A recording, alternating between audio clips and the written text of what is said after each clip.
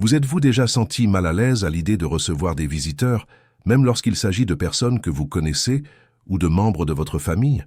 Ce malaise peut être plus qu'une simple préférence personnelle. Jung pensait que ce que nous évitons est souvent le reflet d'une dimension profonde de l'âme. Avec cette question provocante, nous entrons dans un domaine qui semble simple, mais qui a des racines profondes dans l'inconscient humain. Au cours de notre vie, nous passons tous par différentes phases d'ouverture et de repli sur soi. Dans notre jeunesse, nous avons tendance à rechercher la compagnie, la validation, les rencontres sociales qui renforcent notre sentiment d'appartenance. Cependant, avec le temps, quelque chose commence à changer. Pour beaucoup, une visite inattendue n'est plus source de joie, mais plutôt d'un malaise presque viscéral. Et cela n'est pas nécessairement un signe d'isolement ou d'amertume. Cela peut être un symptôme de transformation psychologique. Carl Gustav Jung, l'un des plus grands spécialistes de la psyché humaine, appelait ce processus individuation. Il décrivait l'individuation comme le chemin que chaque être humain parcourt pour devenir qui il est vraiment, en intégrant ce qui était auparavant fragmenté. Mais ce chemin exige du silence, de l'introspection et de l'espace intérieur. Ce n'est pas un hasard si, à un certain moment de la vie, les conversations superficielles et les rencontres pleines de conventions sociales semblent perdre leur saveur. Ce que l'âme demande, au fond, c'est l'authenticité. Et cette authenticité naît rarement dans des environnements bondés ou dans des dialogues vides de sens. Imaginez quelqu'un qui a passé des décennies de sa vie à ouvrir sa maison à sa famille et à ses amis pour des fêtes, des réunions et des rencontres. À l'apogée de la quarantaine ou de la cinquantaine, cette personne avait peut-être encore l'énergie nécessaire pour préparer les repas, ranger le salon et maintenir son masque de cordialité. Mais en arrivant à 60 ou 70 ans, cette même personne peut se rendre compte que l'énergie qui lui reste est trop précieuse pour être dépensée dans des engagements sociaux qui n'ajoutent rien à sa vie intérieure. Ce malaise que beaucoup interprètent comme de la antipathie ou de l'égoïsme peut en fait être un signe de maturité psychologique. Jung observait que, dans la seconde moitié de la vie, le mouvement naturel de la psyché cesse d'être une expansion vers l'extérieur et devient une recherche vers l'intérieur. Alors que le jeune cherche le monde, le vieillard se cherche lui-même. Le silence, auparavant interprété comme un vide, devient fertile. C'est dans le silence que l'on entend les échos de l'inconscient, c'est là que la sagesse accumulée peut enfin s'organiser sous forme d'intuition. Dans ce scénario, une visite bruyante peut être vécue comme une intrusion, non pas dans la maison physique, mais dans la maison intérieure. Exemple réel. De nombreuses personnes de plus de 60 ans déclarent trouver plus de plaisir dans des activités simples et silencieuses, comme arroser le jardin, lire un bon livre ou se promener seul dans le parc, que dans des rencontres sociales pleines de stimuli. Cela ne signifie pas qu'elles rejettent l'humanité, mais qu'elles ont appris à valoriser la profondeur au détriment de la superficialité. Lorsqu'un visiteur arrive à l'improviste, avec ses demandes, son bruit et ses conversations superficielles, il est naturel que cela dérange. L'âme ancienne, comme dirait Jung, ne supporte plus de dépenser son énergie dans des rôles qui ne correspondent pas à son essence. Il y a encore un aspect important, l'excès de stimuli. Jung comprenait que chaque être humain a une capacité limitée à gérer ce qui vient du monde extérieur. Pour l'âme mûre qui a déjà accumulé toute une vie d'expérience, la priorité devient de protéger l'énergie vitale. Ce n'est pas pour rien que de nombreuses personnes âgées rapportent se sentir épuisées après de longues rencontres. Il ne s'agit pas d'un manque d'amour mais d'autoconservation. Ce changement d'attitude ne doit pas être considéré comme un défaut mais comme une réussite. Ce qui était auparavant la peur de la solitude se transforme en plaisir d'être avec soi-même. Et cela, pour Jung, était un signe d'évolution de la conscience. Ainsi, détester les visites n'est peut-être pas un signe d'éloignement de l'humain, mais de rapprochement de son propre être. Pour Jung, le processus d'individuation est le voyage le plus profond de la vie humaine, le chemin de l'intégration entre ce que nous croyons être et ce que nous sommes réellement. C'est un parcours qui commence souvent de manière inconsciente, mais qui, avec l'âge, devient inévitable. Dans ce processus, le silence joue un rôle central. Il n'est pas seulement l'absence de son, mais la présence de quelque chose de plus subtil, l'écoute de son propre être. Quand on est jeune, la vie semble être un appel constant vers l'extérieur. Fêtes, rencontres, amis, travail, responsabilités sociales. Il existe une force naturelle qui pousse vers la collectivité, comme s'il fallait prouver son existence au monde. Cependant, au fil des années, le psychisme commence à diriger son énergie vers l'intérieur.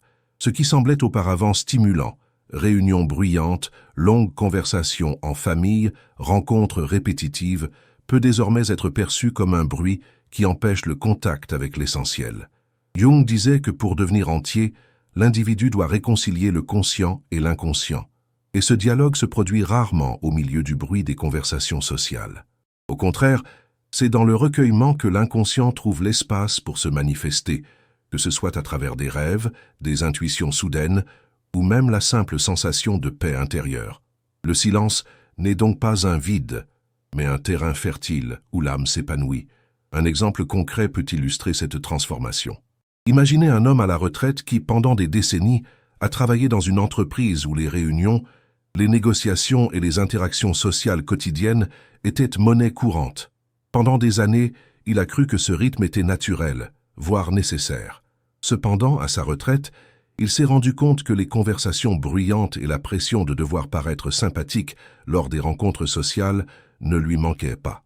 Il a découvert que son plus grand plaisir était de marcher seul au coucher du soleil, en écoutant uniquement le bruit du vent et de ses propres pas. Pour beaucoup, cela pourrait ressembler à de l'isolement. Pour lui, cependant, c'était une rencontre, avec la nature, avec son histoire, avec sa propre âme. Cet exemple n'est pas rare. Beaucoup rapportent qu'après 60 ou 70 ans, ils préfèrent les routines silencieuses et contemplatives. Ce n'est pas un signe de désintérêt pour le monde, mais d'un nouveau type d'intérêt, l'intérêt pour la vie intérieure. Jung comprenait que ce mouvement était naturel. Après tout, plus nous vieillissons, plus nous réalisons que la véritable richesse ne réside pas dans ce que nous avons acquis à l'extérieur, mais dans ce que nous avons réussi à intégrer à l'intérieur. D'un point de vue technique, le silence agit comme un médiateur entre le conscient et l'inconscient. Le conscient est pratique, logique, tourné vers le quotidien. L'inconscient, quant à lui, est symbolique, rempli d'images et de souvenirs que nous ne maîtrisons pas. Au milieu du bruit extérieur, l'inconscient est étouffé, sans espace pour se manifester. Mais dans le silence, ces images commencent à émerger.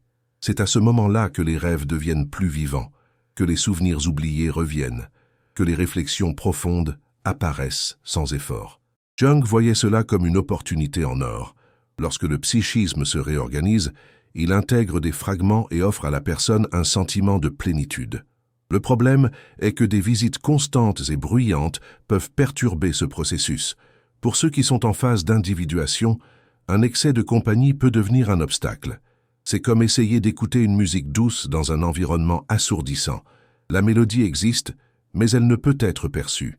C'est pourquoi l'irritation face aux visites ne doit pas être considérée uniquement comme de l'impatience, mais comme une défense de l'âme qui a besoin d'espace pour poursuivre son travail silencieux d'intégration. Ainsi, le silence n'est pas un caprice, mais une nécessité vitale pour ceux qui ont atteint le stade où l'individuation devient une priorité. En respectant son propre désir de tranquillité, la personne ne s'éloigne pas de la vie, au contraire, elle se rapproche de ce qui est le plus essentiel. Le voyage intérieur ne signifie pas le rejet du monde, mais l'acceptation de la vérité intérieure. Et c'est peut-être précisément pour cette raison que tant de personnes, après une vie entière passée dans le bruit, découvrent que le plus grand luxe de la maturité est simplement d'écouter le son de leur propre silence. Si vous aimez les réflexions comme celle-ci, abonnez-vous à la chaîne et activez les notifications pour ne manquer aucune vidéo. Dans la psychologie de Jung, les archétypes sont des images universelles qui façonnent l'expérience humaine. Parmi eux, l'archétype du sage occupe une place particulière. Il représente la recherche de la vérité, de la réflexion et de la sagesse qui transcende l'immédiat. C'est l'archétype qui apparaît dans des figures telles que le vieux conseiller des légendes, l'ermite des contes ou le professeur qui transmet des leçons profondes. Au cours de la vie, cet archétype n'est pas seulement quelque chose que nous trouvons à l'extérieur, mais une force qui émerge en nous. À maturité, lorsque les exigences de la vie pratique diminuent, l'archétype du sage commence à se manifester avec plus d'intensité. L'énergie vitale, auparavant investie dans la conquête d'un espace social, l'éducation des enfants, le travail et le maintien de rôle, est désormais redirigée vers l'intérieur. Apparaît alors le besoin de réflexion, de contemplation et de recherche de sens. Et dans ce contexte, La cohabitation excessive avec d'autres personnes peut sembler non seulement fatigante, mais aussi vide de sens. C'est à ce moment-là que beaucoup de gens commencent à être gênés par les visites fréquentes. Ce n'est pas qu'elles n'aiment pas la compagnie, mais plutôt qu'elles se rendent compte que la plupart des interactions sociales reposent sur des banalités. Les conversations interminables sur les achats, les commérages des voisins, les comparaisons matérielles ou les détails répétitifs de la vie quotidienne n'ont plus leur place dans l'âme mûre. Le malaise naît parce que le psychisme demande de la profondeur, mais reçoit de la superficialité. Ce mouvement peut être illustré par des exemples réels. De nombreuses personnes âgées rapportent qu'elles préfèrent les petites réunions significatives aux grandes réunions bruyantes. Une dame peut s'ennuyer lors de fêtes de famille où le thème central est « qui a acheté quoi ?» ou « qui est le mieux loti financièrement ?» mais s'illumine lorsqu'elle discute avec sa petite fille d'un livre de poésie ou qu'elle se remémore des histoires d'enfance avec un vieil ami. Un homme peut éviter les longs dîners avec des voisins qui ne parlent que des problèmes du quartier, mais se sentir revigoré dans une conversation sur la philosophie ou la spiritualité. Ce comportement n'est pas un signe d'arrogance, mais d'une transformation archétypale. Le sage qui réside en chaque personne demande de la substance. Jung décrivait ce processus comme un déplacement des valeurs, ce qui était auparavant considéré comme essentiel, statut, apparence, reconnaissance, perd de son importance face aux besoins de vérité et d'authenticité. Lorsque les visiteurs insistent pour rester au niveau de la superficialité, l'âme, déjà en phase avec l'archétype du sage, réagit avec impatience ou agacement. D'un point de vue psychologique, cela peut également s'expliquer par la notion d'économie d'énergie psychique. Les personnes âgées ne disposent plus de la même vitalité physique et émotionnelle que lorsqu'elles étaient jeunes. Leur énergie doit être investie de manière sélective, et ce qui n'apporte ni sens ni profondeur ne mérite tout simplement pas que cette énergie soit dépensée. Ainsi, alors qu'un jeune peut tolérer des heures de conversation vide pour des raisons de convenance sociale, une personne d'âge mûr perçoit ce temps comme une perte. Curieusement, de nombreuses traditions spirituelles et culturelles reconnaissent ce même schéma. Dans plusieurs cultures orientales, la personne âgée est associée à la figure du sage qui se retire partiellement de la vie sociale pour vivre dans la contemplation. Même dans la tradition occidentale, les grands philosophes et penseurs étaient souvent décrits comme des hommes et des femmes qui recherchaient la solitude pour écouter leurs voix intérieures. Jung considérait cela comme un processus universel de la psyché. À mesure que nous vieillissons, l'image du sage en nous exige de l'espace. Il n'est donc pas rare que les personnes mûres se sentent incomprises par leur famille ou leurs amis. Le malaise face aux visites peut être interprété par les autres comme de la froideur, de l'antipathie ou de l'isolement. Mais en réalité, il s'agit d'un profond réalignement. L'âme ne se satisfait plus des superficialités. Elle demande des dialogues sur la spiritualité, des réflexions sur la vie et même des moments de silence partagés. Ainsi, l'archétype du sage aide à comprendre pourquoi le retrait d'une vie sociale excessive est naturel à la maturité. Il ne s'agit pas d'un rejet des personnes, mais d'un rejet du vide. La recherche ne porte pas sur la quantité de rencontres, mais sur la qualité de la présence. La personne âgée qui préfère un après-midi tranquille à lire plutôt qu'un déjeuner bruyant ne s'éloigne pas de la vie, mais se rapproche de son essence. Elle n'évite pas les autres par mépris, mais parce qu'en elle réside déjà une voix plus forte, la voix du sage qui demande de la profondeur. L'une des contributions les plus connues de Jung à la psychologie est le concept de persona. Il a décrit la persona comme le masque social que nous utilisons pour nous adapter au monde, jouer des rôles et être acceptés par les autres. En substance, c'est le « moi » social, construit à partir des attentes collectives. Être un bon hôte, sourire aux visiteurs, offrir du café même quand on est fatigué, tout cela sont des expressions de la persona. Dans la jeunesse et la vie adulte active, la persona est presque indispensable. Elle sert de pont entre l'individu et le collectif. Au travail, dans le mariage, dans la vie sociale, nous devons porter ces masques pour survivre en communauté. Cependant, avec le temps, beaucoup de gens se rendent compte que porter ces masques en permanence devient un fardeau. Ce qui était auparavant naturel, recevoir des visiteurs avec le sourire, organiser des fêtes de famille, jouer le rôle de la cordialité, commence à sembler artificiel et fatigant.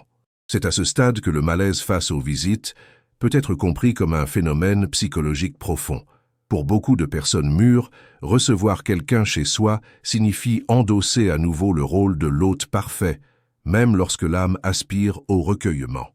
Et comme l'affirmait Jung, ce qui n'est plus en accord avec le vrai soi commence à générer un malaise.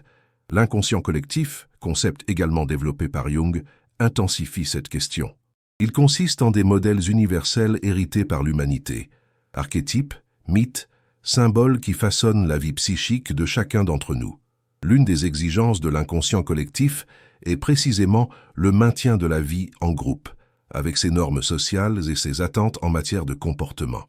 Être hospitalier n'est pas seulement une règle familiale, mais une valeur culturelle et collective transmise de génération en génération. L'ignorer peut provoquer de la culpabilité ou un jugement social. Cependant, lorsque l'individuation progresse et que la persona ne suffit plus, l'individu prend conscience du poids de cette obligation. Un conflit interne surgit. D'un côté, l'inconscient collectif avec sa pression pour continuer à jouer le rôle attendu. De l'autre, l'âme individuelle qui réclame authenticité, silence et liberté. Ce choc peut expliquer pourquoi tant de personnes mûres déclarent se sentir épuisées après des rencontres sociales qui exigent de porter un masque. Un exemple concret permet d'illustrer cela. Imaginez une femme qui, pendant sa jeunesse, était connue comme l'âme de la fête de la famille. Sa maison était toujours ouverte aux parents. Elle organisait des déjeuners le dimanche et tenait à être l'hôtesse parfaite. Cependant, à l'âge de 65 ans, elle s'est rendue compte que chaque rencontre l'épuisait. Elle ne prenait plus plaisir à passer des heures à divertir ses invités, à rire de blagues qu'elle ne trouvait pas drôles ou à écouter des conversations répétitives. Ce qu'elle souhaitait vraiment, c'était passer l'après-midi en paix à lire ou à s'occuper de ses plantes. Ce changement ne signifiait pas qu'elle avait cessé d'aimer sa famille, mais que son âme ne supportait plus le poids de la persona. Du point de vue jungien, ce mouvement est un signe de croissance. Plus nous vieillissons, plus la vie nous appelle à dépasser la persona, vers le soi, le noyau authentique de l'être. La persona, qui était auparavant utile, devient désormais une prison. Refuser les visites qui exigent des masques sociaux est souvent une façon inconsciente de préserver l'énergie psychique pour ce qui compte vraiment, la rencontre avec soi-même. C'est pourquoi tant de personnes mûres préfèrent les rencontres courtes et significatives aux grandes réunions. Un café intime avec un véritable ami, où l'on peut parler de souvenirs, de spiritualité ou de sentiments réels, nourrit l'âme. En revanche, passer tout un après-midi à porter le masque de l'hôte cordial peut devenir un fardeau insupportable. Au fond, le malaise face aux visites est le reflet de la tension entre le collectif et l'individuel. Jung nous rappelle que le processus d'individuation exige le courage de laisser tomber la persona lorsqu'elle ne sert plus. Cela peut susciter l'incompréhension de la part des autres, qui attendent toujours l'ancien rôle, mais cela apporte aussi un sentiment de liberté. Après tout, vivre sans masque est le plus beau cadeau que la maturité puisse offrir. L'un des concepts les plus stimulants de Carl Jung est celui de la projection. Il décrivait la projection comme un mécanisme inconscient par lequel nous déposons sur les autres ce que nous ne reconnaissons pas en nous-mêmes. En d'autres termes, tout ce que nous rejetons, critiquons ou craignons chez l'autre est souvent le reflet de quelque chose de non résolu en nous. Lorsqu'il s'agit de recevoir des visites, cette dynamique devient encore plus évidente. Souvent, le malaise que nous ressentons face à une personne n'est pas lié au simple fait qu'elle soit présente, mais à ce qu'elle éveille dans notre psyché. Une visite qui critique, exige ou fait des comparaisons peut rouvrir d'anciennes blessures liées au jugement familial. Cela peut rappeler la figure d'un père exigeant, d'une mère critique ou d'un frère qui a toujours minimisé nos réalisations. Le malaise ne concerne donc pas seulement le visiteur réel, mais aussi la charge symbolique qu'il porte. Jung disait que ce que nous évitons chez l'autre est souvent ce qui n'a pas encore été intégré en nous. Si quelqu'un insiste pour pointer nos défauts ou pour mesurer la vie à l'aune des biens matériels, et que cela nous met en colère ou nous fatigue, c'est peut-être parce qu'à un certain niveau, nous sommes encore en proie à des insécurités liées à l'approbation et à la reconnaissance. Sans s'en rendre compte, le visiteur agit comme un miroir qui reflète nos propres ombres. Ce phénomène peut être observé dans de nombreux exemples. Imaginez une femme de 70 ans qui, chaque fois qu'elle reçoit la visite de sa belle-sœur, entend des critiques sur la décoration de sa maison, la façon dont elle organise les repas ou même son apparence physique. Chaque commentaire la met profondément en colère. Le problème ne réside pas seulement dans la belle-sœur elle-même, mais dans le fait que ses commentaires réactivent des souvenirs de jeunesse, lorsqu'elle était constamment jugée par sa mère. Ainsi, la présence de la visiteuse agit comme un déclencheur émotionnel qui lui fait revivre d'anciennes souffrances. C'est pourquoi de nombreuses personnes, en vieillissant, choisissent de limiter les visites, voire de les refuser. Il ne s'agit pas de froideur, mais d'instinct de conservation. Le psychisme, dans sa sagesse, reconnaît qu'il n'a plus l'énergie nécessaire pour supporter à plusieurs reprises les mêmes déclencheurs émotionnels. En refusant la présence de ceux qui réveillent constamment ses blessures, l'individu protège en quelque sorte son intégrité psychique. Du point de vue jungien, ce refus est une invitation à la réflexion. Lorsque nous nous sentons mal à l'aise face à quelqu'un, il est légitime de se demander « Que suscite exactement cette personne en moi ? Quelle partie de moi-même n'accepte-je pas ? Et qui se révèle ici ?» En même temps, il n'est pas nécessaire de s'exposer indéfiniment à des situations qui génèrent de la souffrance. La conscience de la projection peut nous aider à comprendre la source du malaise, mais cela ne signifie pas que nous devons tolérer les personnes qui renforcent constamment d'anciennes douleurs. Cet équilibre est fondamental. Jung soulignait que l'intégration de l'ombre, c'est-à-dire la reconnaissance des parties de nous-mêmes que nous rejetons, est essentielle à l'individuation. Cependant, cette intégration demande du temps, du courage et surtout de l'espace intérieur. Pour beaucoup de personnes mûres, la maison devient un sanctuaire, un espace de paix conquis après des années de lutte et de responsabilité. Laisser entrer quelqu'un qui projette des critiques et des jugements peut équivaloir à ouvrir les portes de ce sanctuaire au chaos. En ce sens, le malaise face aux visites n'est pas un signe d'intolérance, mais une réponse naturelle de la psyché pour défendre sa stabilité. En reconnaissant qu'il n'a plus besoin de jouer des rôles sociaux, ni de se soumettre au jugement des autres, l'individu affirme son autonomie et préserve son énergie pour ce qui compte vraiment, le contact avec son essence. Ainsi, lorsqu'une personne évite les visites constantes, en particulier celles chargées de critiques, elle ne rejette pas seulement la compagnie de l'autre. Elle dit silencieusement « Je ne veux plus revivre les vieux drames. Mon âme réclame la paix. » C'est un geste de sagesse et de respect envers soi-même, car il montre qu'au lieu de revivre éternellement les projections du passé, la personne choisit enfin de s'en libérer. Carl Jung avait une vision très différente de la solitude de celle que partagent la plupart des gens. Pour lui, être seul ne signifiait pas être vide, mais plutôt être plein de possibilités. Dans ses écrits, il rappelait que la solitude peut être fertile, un état dans lequel l'âme trouve l'espace pour créer, réfléchir et se connecter à quelque chose de plus grand. Ce n'est pas une absence, mais une plénitude. Cette compréhension devient encore plus claire lorsque nous parlons des âmes anciennes, ces personnes qui, au cours de leur vie, se sont lassées des distractions superficielles et recherchent un contact plus profond avec elles-mêmes. Pour ces personnes, le silence n'est pas un fardeau, mais un cadeau. C'est dans cet espace sans interruption que naît la véritable créativité, que ce soit en écrivant ses mémoires, en peignant un tableau, en cultivant son jardin ou simplement en écoutant de la musique en pleine conscience. Recevoir des visites, dans ce contexte, peut sembler être une interruption brutale, non pas parce que la compagnie en soi est indésirable, mais parce qu'elle brise un flux créatif et spirituel qui se construit avec délicatesse.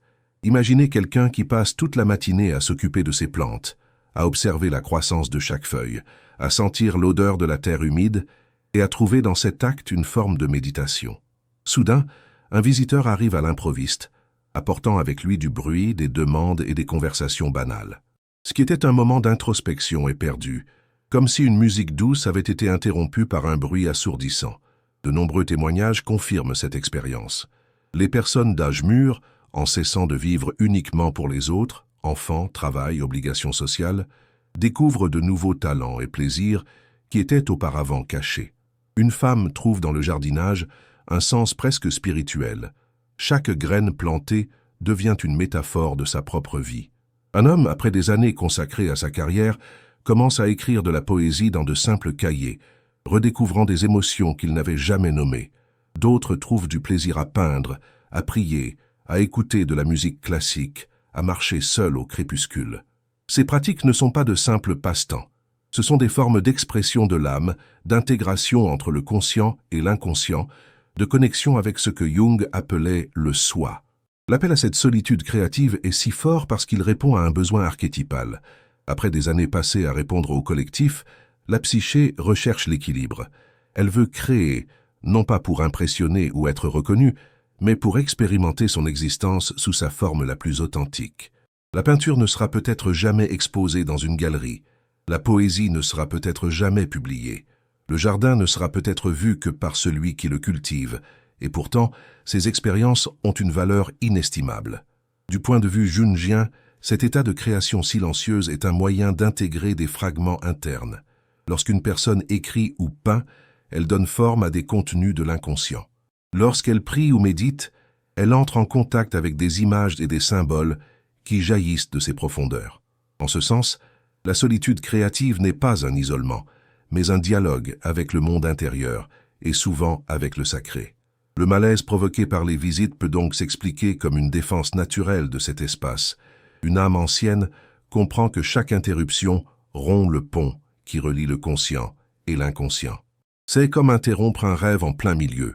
On peut se rendormir, mais il est difficile de revenir au même point. De la même manière, une visite inattendue peut couper le fil de la créativité et de l'introspection, laissant la personne avec un sentiment de perte. Il convient de rappeler que ce choix de la solitude créative ne signifie pas rejeter les autres, mais donner la priorité à l'essentiel. Au lieu de dépenser son énergie dans des rencontres superficielles, la personne choisit d'investir dans son développement personnel. Ce développement n'est pas de l'égoïsme, mais une préparation. En nourrissant son âme, l'individu devient également plus capable d'offrir quelque chose de vrai lorsqu'il décide, de son plein gré, de partager avec les autres. Ainsi, Jung nous montre que détester les visites peut, dans certains cas, être la manière dont l'âme ancienne protège son espace créatif et spirituel. C'est une façon de dire « j'ai besoin de ce silence, car c'est en lui que ma vie trouve un sens ». En respectant cet appel, non seulement nous préservons notre énergie, mais nous découvrons également que la solitude, loin d'être vide, est le terrain le plus fertile de la maturité. Il faut être clair, se sentir mal à l'aise avec les visites ne signifie pas rejeter le monde ou abandonner les relations humaines. Ce qui est en jeu ici, c'est la nécessité d'établir des limites saines, ce que Jung considérait comme essentiel à l'équilibre de la psyché. Le défi de la maturité n'est pas de choisir entre l'isolement total et la convivialité excessive, mais de trouver le point où le contact avec les autres ne détruit pas la vie intérieure. Jung insistait sur le fait que l'être humain vit dans une tension entre deux pôles, l'individuel et le collectif. D'un côté, nous avons besoin du groupe, de la culture, des échanges sociaux. De l'autre, nous avons un besoin profond de nous différencier, de préserver notre espace intérieur, de cultiver ce qui nous rend uniques. Lorsque l'un de ces pôles domine complètement, un déséquilibre apparaît, soit l'isolement qui rend malade, soit la fusion avec le collectif qui étouffe l'individualité. Le chemin de l'individuation exige donc des limites claires. Dans la pratique, ces limites peuvent prendre des formes simples et concrètes. Imaginez une personne qui, pendant des années, a reçu des visites à toute heure de la journée, ouvrant toujours la porte sans poser de questions. Avec le temps, elle s'est rendue compte que cela l'épuisait et lui ôtait toute énergie pour ses propres activités. En mûrissant, elle a décidé de changer. Elle a commencé à convenir des rendez-vous à l'avance, à limiter la durée des visites et surtout à sélectionner les personnes avec lesquelles elle souhaite vraiment partager son espace. Cette attitude n'est pas de la grossièreté mais de l'attention portée à soi-même. Exemple concret, de nombreuses personnes âgées rapportent qu'elles continuent à avoir des relations sociales, mais sous de nouvelles conditions. Elles préfèrent les réunions courtes, d'1 ou 2 heures, plutôt que les après-midi interminables. Elles se sentent bien en ne recevant que des personnes qui apportent une énergie positive, des amis qui partagent leurs réflexions, des membres de la famille qui respectent le silence, des voisins qui savent converser avec légèreté. De cette façon, ils parviennent à préserver leur intégrité psychique sans s'isoler complètement. D'un point de vue psychologique, les limites fonctionnent comme une frontière psychique. Tout comme la peau protège le corps contre les agressions extérieures, les limites protègent le psychisme contre les invasions émotionnelles. Lorsque quelqu'un dépasse ces limites, par exemple des visiteurs qui critiquent, exigent ou monopolisent le temps, la personne se sent épuisée, irritée, voire envahie. En établissant des règles claires, c'est comme si l'âme dessinait un territoire sacré où seuls ceux qui le respectent peuvent entrer. Jung nous rappelle également que l'absence de limite est dangereuse car elle favorise la domination du collectif. Quand quelqu'un vit uniquement pour plaire, il renonce à sa propre individualité. Le psychisme se perd dans les rôles, les attentes et les exigences extérieures, oubliant ce qui compte vraiment. C'est pourquoi tant de personnes mûres ont le sentiment qu'elles ne peuvent plus se permettre de vivre sans limite. Chaque minute est précieuse, et chaque visite doit apporter quelque chose, et non pas enlever quelque chose. Il est intéressant d'observer comment ce mouvement trouve un écho dans diverses traditions. Les moines, les sages et les maîtres spirituels ont toujours valorisé l'hospitalité, mais de manière contrôlée. Ils accueillent les autres, certes, mais dans le respect de règles qui protègent leur vie intérieure. Cette sagesse montre qu'accueillir ne signifie pas renoncer à soi-même. Au contraire, seul celui qui préserve son énergie peut offrir quelque chose de véritable à l'autre. C'est pourquoi établir des limites ne signifie pas rejeter le monde, mais choisir comment s'y rapporter. Au lieu de vivre sous le poids des obligations sociales, la personne mûre commence à sélectionner les rencontres qui en valent vraiment la peine. Cela préserve non seulement sa santé émotionnelle, mais transforme également la qualité de ses relations. Après tout, lorsque l'on n'est pas obligé mais disposé, la convivialité cesse d'être un fardeau et devient un cadeau. Ainsi, le désagrément causé par les visites ne doit pas nécessairement conduire à un isolement total. Il peut être compris comme une invitation à redéfinir ses frontières. En apprenant à dire non quand c'est nécessaire et oui quand cela a du sens, l'âme trouve son équilibre. Ni engloutie par le collectif, ni perdue dans l'isolement, mais centrée sur sa vérité. Et c'est dans cet espace d'équilibre que s'épanouit la véritable liberté. La liberté de vivre sans se perdre, d'ouvrir la porte sans avoir l'impression que le monde est entré pour voler sa paix intérieure. Le malaise face aux visites ne doit pas être confondu avec un rejet des personnes elles-mêmes. Dans de nombreux cas, il ne s'agit pas d'un éloignement humain, mais d'un refus de l'excès et de la superficialité. Carl Jung comprenait qu'à mesure que la psyché mûrit, de nouvelles priorités apparaissent. Le désir de qualité l'emporte sur la recherche de la quantité. À ce stade, l'âme ancienne découvre que quelques rencontres authentiques valent mieux qu'une vie entière de engagements sociaux. Quand on est jeune, on croit souvent que le bonheur est lié au nombre d'amis, au nombre d'invitations acceptées, au mouvement constant des gens autour de soi. Mais avec le temps, ce modèle commence à perdre de sa force.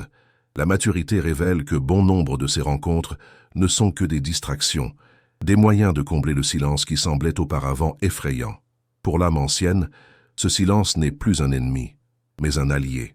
Il ne reste alors que le désir de relations authentiques, celles qui nourrissent, qui laissent des traces positives, qui deviennent des souvenirs durables. Un exemple simple aide à comprendre ce changement. Quelqu'un peut refuser un grand dîner de famille, avec 20 personnes qui parlent en même temps, mais accepter avec joie un thé silencieux avec un vieil ami. Dans cette rencontre plus intime, la conversation ne tourne pas autour des apparences ou des comparaisons, mais autour des souvenirs d'enfance, des histoires de dépassement de soi, des réflexions sur la vie. Cet échange, bien que bref, nourrit l'âme de manière beaucoup plus profonde que des heures passées dans une pièce remplie de voix dispersées. Du point de vue jungien, cela est lié au stade de développement de la psyché. Lors de l'individuation, la personne cesse de rechercher la validation extérieure et commence à choisir avec qui elle partage son énergie. Les relations deviennent le miroir de ce qui se passe dans le monde intérieur. Plus la relation est authentique, plus elle reflète l'intégration de la psyché. C'est pourquoi les personnes mûres ont tendance à choisir leurs liens avec soin. Non pas parce qu'elles sont devenues froides, mais parce qu'elles n'ont plus la patience d'investir dans des relations qui n'ont pas de sens.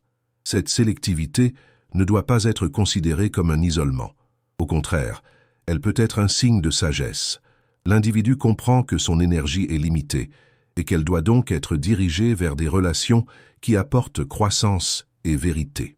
Jung observait que les rencontres significatives agissent comme des symboles vivants. Ce sont des moments où la psyché se reconnaît dans l'autre, où la conversation va au-delà des mots et touche quelque chose d'essentiel. Il est intéressant de noter que de nombreuses traditions spirituelles valorisent la rencontre intime au détriment de la foule. Les maîtres, les sages et les guides spirituels transmettaient souvent leurs enseignements dans de petits cercles et non lors de grandes fêtes. En effet, le véritable apprentissage, tout comme les relations significatives, exige de l'attention, de la profondeur et un silence partagé. Dans la vie quotidienne, cela peut signifier changer la façon dont on interagit avec les autres. Au lieu d'ouvrir sa maison à n'importe qui, une personne mûre peut réserver son temps à quelques amis fidèles. Au lieu de longues réunions familiales pleines de tensions cachées, elle peut choisir de rencontrer ponctuellement ceux qui lui apportent vraiment la paix. Et ce n'est pas du mépris, mais la préservation de ce qui est essentiel. Le lien avec Jung devient encore plus clair lorsque l'on comprend que la qualité des relations est le reflet du stade d'individuation. Les personnes qui vivent encore prisonnières de leur persona ont tendance à cultiver des liens superficiels, basés sur la commodité ou l'apparence. Celles qui cheminent vers le soi choisissent des liens qui reflètent leur vérité intérieure. En ce sens, détester les visites superficielles n'est pas un signe d'antipathie, mais de transformation. C'est la preuve que le psychisme n'accepte plus de gaspiller son énergie dans des rencontres vides de sens. Ainsi, la valeur des relations significatives réside précisément dans leur rareté. Une seule conversation profonde peut marquer davantage que des dizaines de rencontres sociales. Et pour l'âme ancienne, cet échange est suffisant. Ce n'est pas le nombre de personnes à table qui définit la richesse de la vie, mais la qualité de la présence de ceux qui comptent vraiment. Nous arrivons à la fin de cette réflexion, et il est important de revenir à l'idée centrale. Le malaise face aux visites n'est pas un défaut, ni un défaut de caractère. Selon Carl Jung, ce malaise peut être compris comme un signe de maturité psychologique et spirituelle, une indication que le psychisme n'accepte plus de vivre emprisonné par des rôles sociaux ou des conventions qui ne correspondent plus à l'essence de l'individu. Pendant une grande partie de notre vie, nous sommes appelés à sortir de chez nous. Nous étudions, nous travaillons, nous fondons une famille, nous ouvrons notre maison pour des fêtes, nous supportons des conversations qui ne nous plaisent pas toujours, parce que nous croyons que c'est ainsi qu'il faut vivre en société. Et en effet, ces étapes ont leur valeur. Elles nous façonnent, nous insèrent dans le collectif, nous enseignent la coexistence et la tolérance. Mais il arrive un moment où la balance commence à pencher de l'autre côté. Ce qui était auparavant une source d'énergie devient une source d'épuisement. Ce qui était auparavant un plaisir devient une obligation, et l'âme commence à réclamer le silence, la profondeur et l'authenticité. Jung nous rappelle que la vie peut être divisée en deux grands mouvements, l'expansion et le repli sur soi. Dans la jeunesse, l'impulsion est à l'expansion, explorer le monde, conquérir des espaces, multiplier les expériences. À l'âge mûr, l'appel est au repli sur soi, se tourner vers l'intérieur, intégrer les expériences, transformer le vécu en sagesse. C'est dans ce deuxième mouvement que beaucoup de gens commencent à sentir qu'ils ne supportent plus les visites superficielles, les longues conversations vides de sens ou les rencontres qui ne servent qu'à maintenir les apparences. Ce malaise ne doit donc pas être considéré comme une faute ou une honte. Au contraire, il peut être reconnu comme un appel légitime de l'âme ancienne. Le refus des visites n'est pas un refus de la vie, mais de ce qui n'ajoute plus de sens. C'est un acte silencieux de préservation de ce qui reste de l'énergie vitale, afin qu'elle soit investie dans des activités qui nourrissent réellement le psychisme. Lire, écrire, prier, contempler, avoir des conversations profondes avec quelques bons amis. Des exemples concrets nous le montrent clairement. Beaucoup de gens rapportent qu'en réduisant leurs relations sociales superficielles, ils ont découvert des talents et des plaisirs qui étaient auparavant cachés. Une dame commence à écrire ses mémoires, trouvant dans l'acte de se souvenir un nouveau sens à sa vie. Un homme découvre dans le jardinage un espace de spiritualité où chaque plante cultivée symbolise son propre parcours. D'autres trouvent dans la musique, la peinture ou la prière le même sentiment de plénitude qu'ils recherchaient auparavant dans des fêtes bondées. Cette transition n'est pas une perte, mais un gain, le gain de la profondeur. Dans le même temps, il est important de rappeler qu'il ne s'agit pas de s'isoler complètement. Les liens humains restent essentiels, mais ils prennent une autre forme. La personne mûre commence à choisir des relations plus authentiques, des rencontres plus brèves et plus significatives, des personnes qui l'enrichissent au lieu de l'épuiser. Ce filtre naturel n'est pas de l'égoïsme, mais le signe que le psychisme a trouvé un nouveau critère de valeur, la qualité plutôt que la quantité. Au fond, détester les visites peut être simplement le langage silencieux de l'âme qui dit « J'ai suffisamment vécu pour comprendre que mon véritable foyer est mon monde intérieur ». Ce monde, souvent négligé dans la jeunesse, devient désormais l'espace le plus précieux. C'est là que sont conservés les souvenirs, les symboles, les expériences et la possibilité d'intégration avec le soi.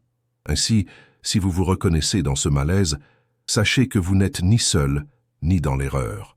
Vous répondez peut-être simplement à l'appel naturel de la maturité. Jung nous enseigne que chaque étape de la vie apporte sa propre vérité, et celle de la vieillesse est peut-être la suivante. Apprendre à valoriser la solitude comme un espace de liberté, de sagesse et d'authenticité. Après tout, ce n'est pas dans la foule que nous devenons entiers, mais dans le recueillement. Et c'est dans ce recueillement que l'âme ancienne trouve sa véritable demeure. Si cette réflexion vous a plu, aimez la vidéo, abonnez-vous à la chaîne et activez les notifications pour recevoir d'autres réflexions, comme celle-ci. Ainsi, vous ne manquerez aucun nouveau contenu. Portez-vous bien et à bientôt.